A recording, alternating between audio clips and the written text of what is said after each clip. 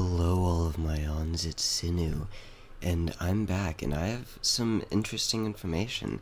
I just finished downloading a new SCP game, and it's based on two SCP files. Is that what you would call them, files?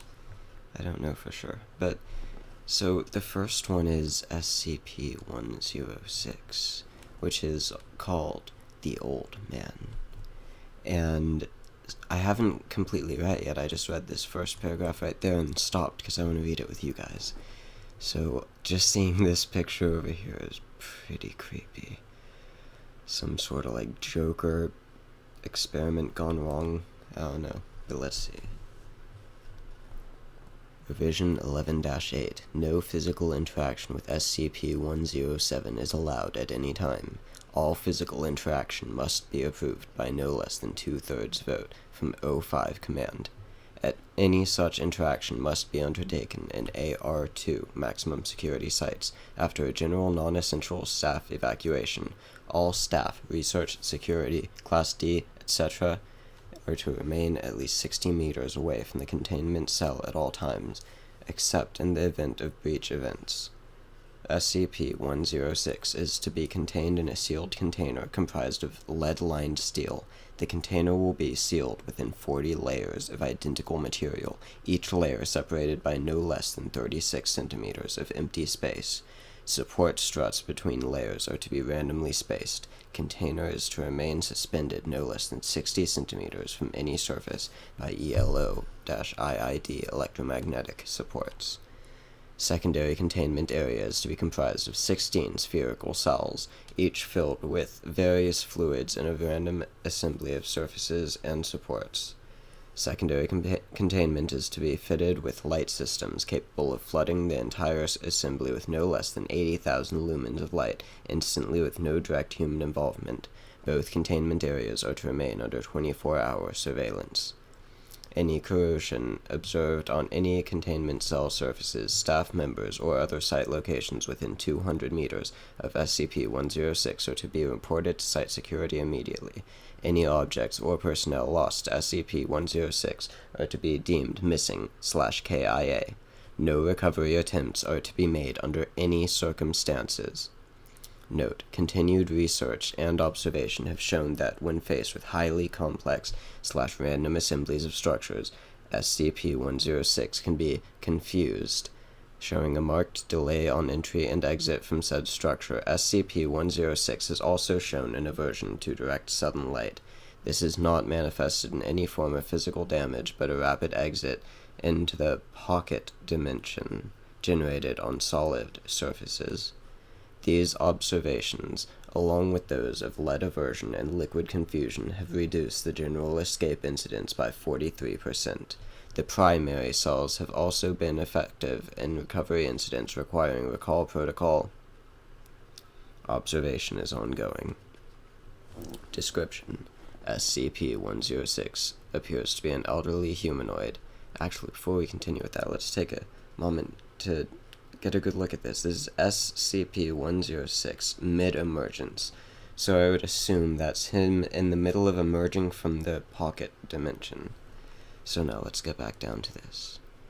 Appears to be an elderly humanoid with a general appearance of advanced decomposition.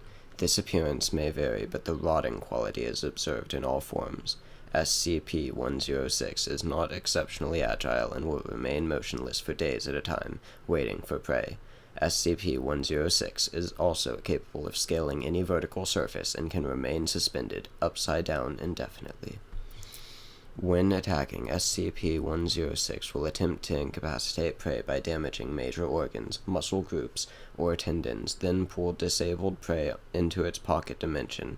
SCP-106 appears to prefer human prey items in the 10 to 25-year-old age bracket. SCP-106 causes a corrosion effect in all solid matter it touches, engaging a physical breakdown in materials several seconds after contact.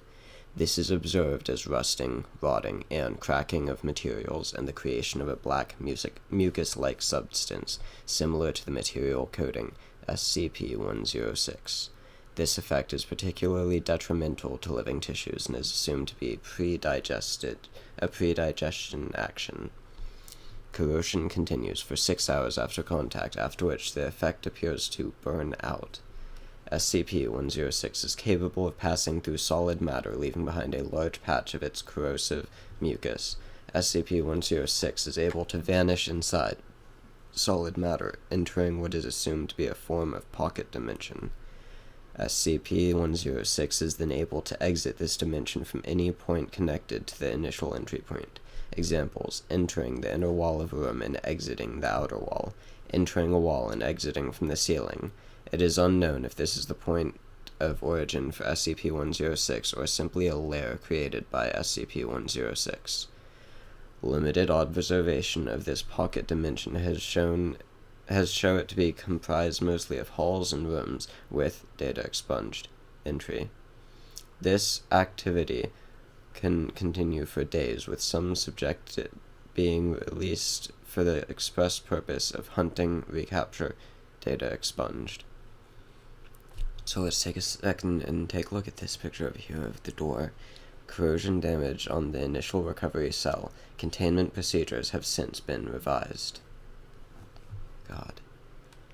Addendum. SCP Review Notes. Due to the exceedingly difficult to contain nature of SCP-106, SCP is to be reviewed every 3 months or during a post-breach incident. Physical restraints are impossible, and direct physical damage appears to have no effect on SCP-106. Current SCP as of this date revolves around basic observation and immediate response. Previous, more proactive special containment procedures have been recalled due to the event for breach that. Notes on behavior.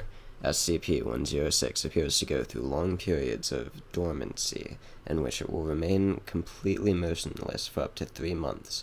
The cause for this is unknown, however, it has been shown that this appears to be used as a lulling tactic. SCP-106 will emerge from this state in a very agitated state and will attack and abduct staff and cause gross damage to its containment cell and the site at large. Recall protocol. Data expunged. Before we continue, let's take a look right here. Image recovered from a camera carried by a prey subject. Camera recovered in a hall 2 days after abduction. Context unknown. I'm not completely able to tell what we're looking at right there. I'm not sure if maybe it's supposed to be that you can't understand what the dimension looks like. I don't know. But let's continue. SCP-106 appears to hunt and attack based on desire, not hunger. SCP-106 will attack and collect multiple prey items during a hunting behavior event, keeping many alive in the pocket dimension for extended periods of time. SCP-106 has no determinable limit and appears to collect a random number of prey items during an event. The inner dimension accessed by SCP-106 appears to be only accessible by SCP-106. Recording and transmission devices have been shown to still operate inside the dimension, though recordings and transmissions are very degraded. It appears that SCP-106 will play with captured prey and appears to have full control of time, space, and perception inside this dimension. SCP-106 appears data expunged. Recall protocol. In the event of a breach event by SCP-106, a human within the 10 to 25 years of age bracket will be prepped for recall within the compromised containment cell being replaced and restored for use. When the cell is ready, the lower subject will be injured, preferably via the breakage of a long bone such as the femur or the severing of a major tendon such as the Achilles tendon. Lower subject will then be placed in the prepped cell, and the sound emitted by said subject will be transmitted over the site public address system.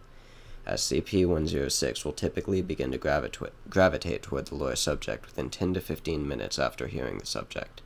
Should SCP-106 not respond to the initial broadcast, additional physical trauma is to be administered to the lower patient at 25-minute intervals until SCP-106 responds. Multiple lower subjects may be used in the case of major breach events. SCP-106 will typically enter a dormant state after finishing with the lower subject. In addition, subjects may data expunged. Let's take a look over here. Agent blank after release by SCP-106.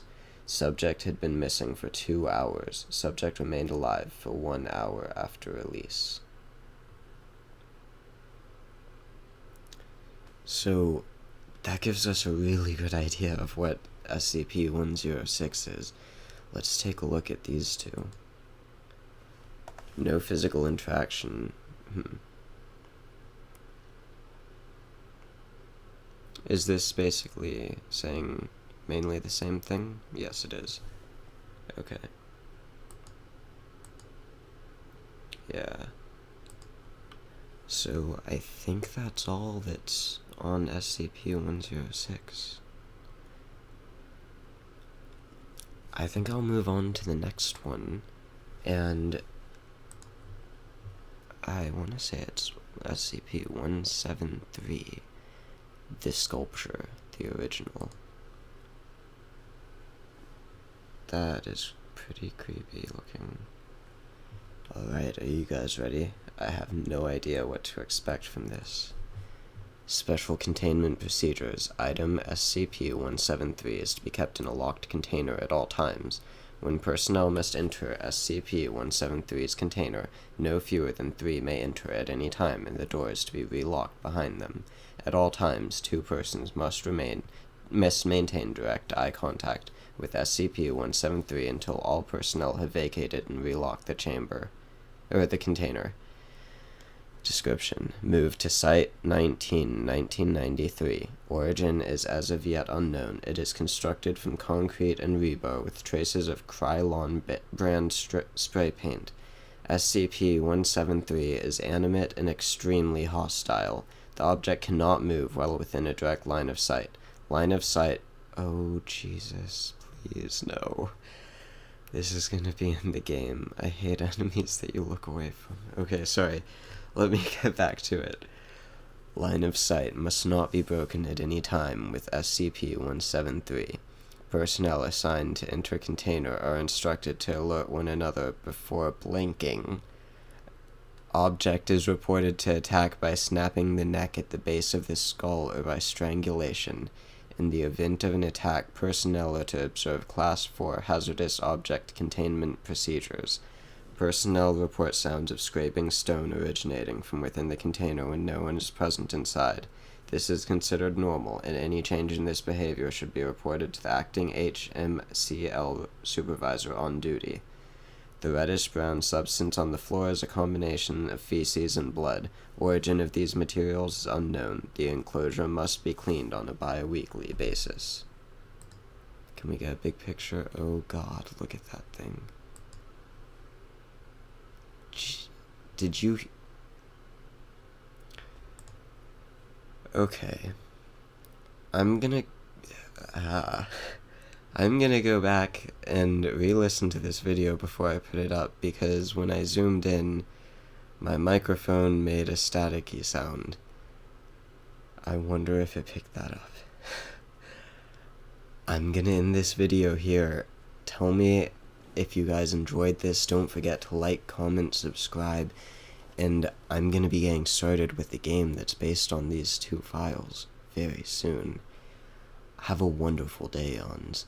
Don't forget to feed your pets and never remove the line of sight.